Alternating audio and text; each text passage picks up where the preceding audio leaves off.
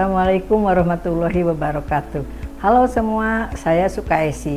Saya dosen pengampu mata kuliah layanan referensi. Nah, kali ini akan membahas tentang layanan informasi dengan konsep dasar layanan reference, kemudian layanan informasi dan layanan reference, kebutuhan layanan reference, manajemen layanan reference, dan pustakawan reference sebagai knowledge worker. Nah, ini adalah bahasan yang akan kita paparkan. Nah, konsep dasar dalam layanan referensi. Nah, di sini perkembangan layanan referensi berisi penjelasan awal mulai dari referensi terbentuk dan menjelaskan tentang kegiatan-kegiatan yang dilakukan dalam layanan referensi. Nah, dari perkembangan layanan referensi di sini adalah bahwa dimulai dengan adanya layanan yang memberikan layanan dalam bentuk dokumen khusus gitu, karena ini layanan referensi itu berdasar pada koleksi referensi yang memiliki keunikan, kekhasan gitu. Maka jenis layanannya juga di sini meliputi layanan read reference service dan long read reference service. Nah, inti layanan reference di sini adalah kegiatan yang akan dilakukan dalam dalam layanan referensi itu sendiri. Dan bisa saja di dalam layanan referensi itu merupakan layanan tambahan, terutama berkaitan dengan penelusuran informasi, library instruction, dan current awareness service. Nah, ini merupakan layanan yang keunikan, kekhasan di dalam layanan referensi, begitu ya.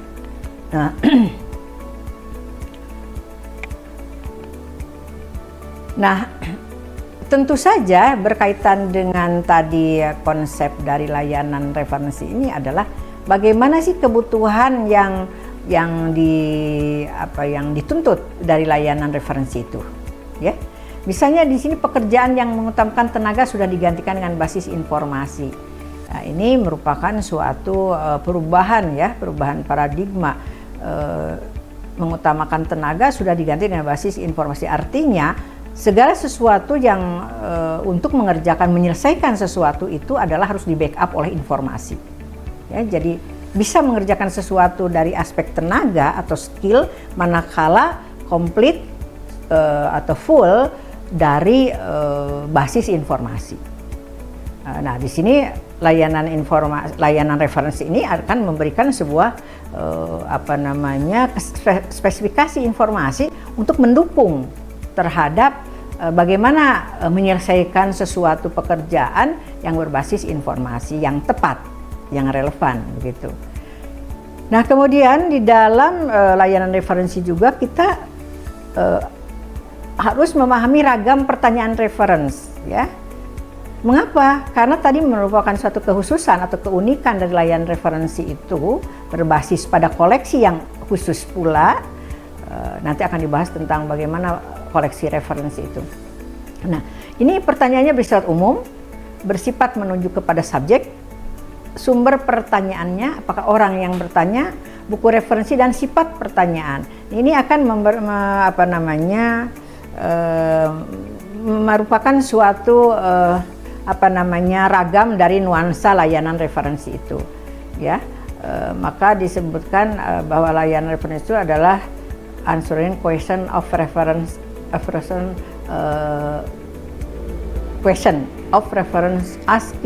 of reference question. Jadi menjawab atas pertanyaan referensi, itu kekhususannya.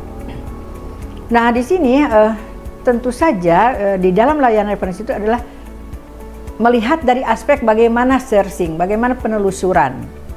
Nah, ini penelusuran di sini karena tadi memiliki kekhasan dari koleksinya, maka harus mengenali informasi, akurasi dalam memilih, ketelitian, kegigihan. Tentu saja ini adalah suatu bekal dasar dalam penelusuran literatur, penelusuran literasi, penelusuran sumber-sumber informasi referensi. Nah, di sini tentu saja di dalam layanan referensi itu ada manajemen layanan referensi itu sendiri, ya, yaitu peran dan fungsi serta tanggung jawabnya, kemudian bagaimana peran layanan referensi pada suatu lembaga informasi. Ya, ini merupakan sebuah hal yang bisa dikembangkan sebenarnya di dalam layanan referensi itu adalah layanan prima begitu, karena di dalam layanan referensi ini adalah dengan koleksi-koleksi yang tadi current awareness service ya, jadi layanan informasi mutakhir gitu.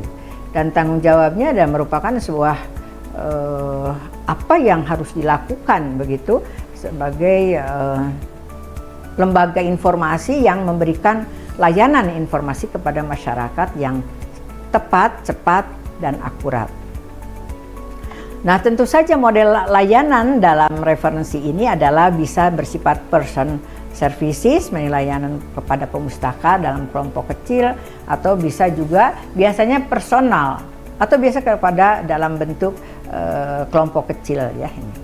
Nah, tentu saja ini akan memberikan kekhususan sehingga user profile bisa terlihat.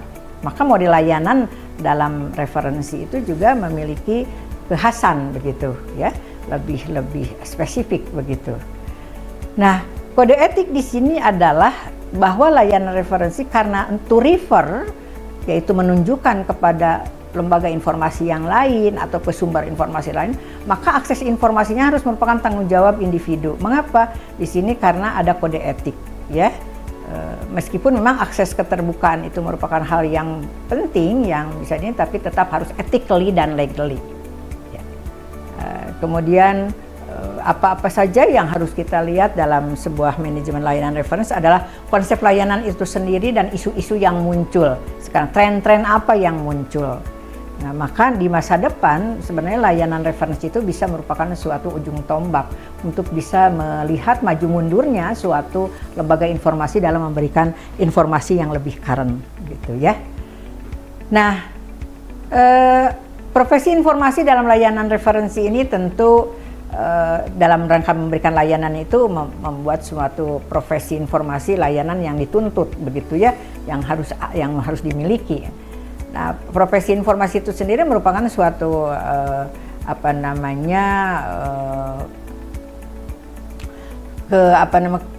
kemampuan intelektual, kemampuan skill, kemampuan mental dari seseorang dalam memberikan informasi secara legally dan ethically.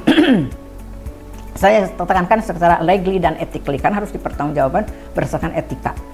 Nah, kegiatan profesi informasi dalam berbagai subjek ini tentu saja kegiatan profesi informasi dalam berbagai bidang ini karena di dalam layanan referensi itu kita lihat bahwa berbagai sumber informasi dari berbagai karakter sumber-sumber informasi reference itu sendiri. Jadi apakah ke ensiklopedia, apalagi sekarang dalam bentuknya e-document. Jadi kita harus tahu menjelajahi itu. Maka profesi informasi dalam berbagai bidang harus. Kemudian subjek spesialis, jelas bahwa dalam layanan referensi itu adalah bahwa kekhususan dari informasi yang diberikan itu harus bisa melihat user profile-nya. Kemudian profesi informasi dalam layanan itu disebut konsultan informasi. Jelas karena dia akan menjadi konsultan manakala individu, manakala masyarakat membutuhkan informasi yang khusus spesifik. Nah, kemudian profesi informasi dalam layanan referensi juga harus mampu membuat dokumen sekunder. Artinya, ketika adalah sebuah laporan hasil penelitian, seorang profesi informasi dalam layanan referensi harus mampu membuat abstrak, membuat resumenya, membuat abstraknya. Nah, di samping itu juga bahwa profesi informasi dalam layanan adalah information broker. Di sini memberitahu atau menjawab tentang bagaimana cara memanfaatkan sumber-sumber informasi. Jadi informasi broker di sini adalah mengumpulkan menjadi suatu terhimpunnya informasi, mengumpulkan informasi guna menjawab bagaimana cara memanfaatkan sumber informasi. Kemudian peran yang harus dimainkan atau profesi informasi dalam layanan itu sebagai information officer, pengelola informasi memberikan kemudahan. Intinya adalah information officer ini pengelola informasi khususnya bidang layanan reference adalah memberikan kemudahan informasi kepada ini, ya. Dan terakhir bahwa pustakawan reference sebagai knowledge worker. Nah, sebagai knowledge worker ini memahami bahwa pemahaman ini harus lebih banyak menggunakan pikiran daripada tenaga. Mengapa? Karena dia harus mampu menjawab apa yang menjadi pertanyaan reference. Jadi menjawab atas pertanyaan reference gitu. Apa pertanyaan reference itu? Yaitu pertanyaan bisa mengacu pada koleksi yang atau informasi yang harus ada yang bisa dijawab oleh koleksi reference, atau bisa to refer, menunjukkan kepada lembaga pusat informasi yang lain di mana informasi yang dibutuhkan misalnya kurang lengkap di lembaga informasi A bisa ke B misalnya, asal ada layanan reference. Tentu saja ini beranjak dari adanya kerjasama, adanya kemitraan. Makanya jadi di sini untuk bisa merentangkan sayap layanan dalam layanan reference adalah kemampuan adanya kerjasama, adanya kemitraan, ya. Tentu dibantu oleh, di backup oleh adopsi dan adaptasi dengan digital, dengan teknologi informasi. Karena untuk mempercepat akses, gitu ya, dari sumber-sumber yang ada. Karena mengapa sekarang basisnya adalah elektronik dokumen. Jadi koleksi reference juga sudah e-dokumen sekarang, sehingga aksesnya melalui teknologi informasi. Nah, aktivitas dari knowledge worker ini adalah mengajari bahwa penulisan sumber informasi, memberi saran, pilihan informasi yang tepat, memastikan pemustaka dapat mengambil keputusan. Nah, di sini untuk menggunakan informasi yang ia dapat. Dan tentu saja berkaitan dengan information worker ini itu merupakan sebuah aktivitas, ya, yang seorang pustakawan harus bisa memberikan informasi yang bisa mensupport, membackup pengambilan keputusan bagi masyarakat atau bagi user, bagi profile user yang menggunakannya. Nah, kemudian ada beberapa yang berkaitan dengan pustakawan referen dalam berbagai bidang, misalnya dalam literasi informasi, tentu saja karena merefer pada bagaimana dia bisa menelusur informasi, memberikan kemampuan, pemahaman untuk menggunakan informasi yang tepat. Karena di sini ada aspek yang berkaitan dengan how to use the library, how to use the information. Kemudian referen dalam bibliografi juga di sini ada biblioterapi, yaitu ketika dia harus memberikan suatu informasi yang menyenangkan, ya. Yang bisa memberikan suatu kepuasan terhadap informasi yang terlibat.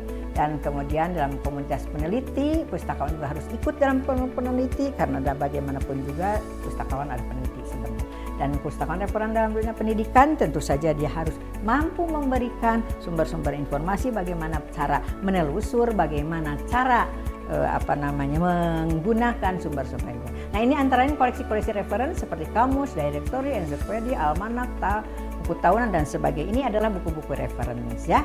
Nah, layanan referensi pada kelompok ini adalah masyarakat plural, penyandang disabilitas, dan kelompok usia tertentu. Nah, ini mudah-mudahan Anda bisa mengembangkannya layanan referensi lebih bagus lagi. Demikian pemaparan perkuliahan kali ini. Terima kasih. Assalamualaikum warahmatullahi wabarakatuh.